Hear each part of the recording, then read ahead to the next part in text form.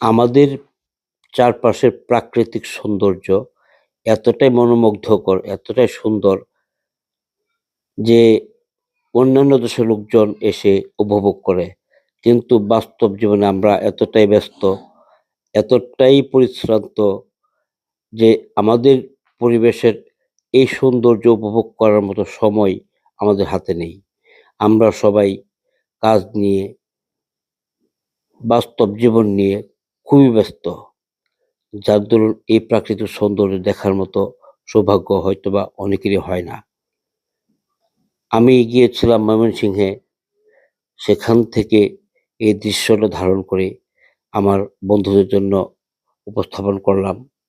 যদি ভালো লাগে, যদি মনে হয় যে না সুন্দর হয়েছে, তাহলে আমাকে একটু সাপোর্ট করবেন। কারণ একটা ভিডিও বানাতে অনেক কষ্ট করতে হয়, অনেক শ্রম দিতে হয়, অনেক সময় পার করতে হয়। সেটা শুধু আমার অডিয়েন্সদের ভালো লাগার জন্য। তাদের ভালো লাগলে আমার এই কষ্ট সার্থক হবে।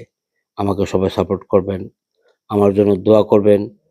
আশা করি ভবিষ্যতে আরো ভালো, ভালো ভিডিও যেন আপনাদের জন্য উপস্থাপন করতে পারি। ভালো থাকবেন সবাই। আল্লাহ হাফেজ।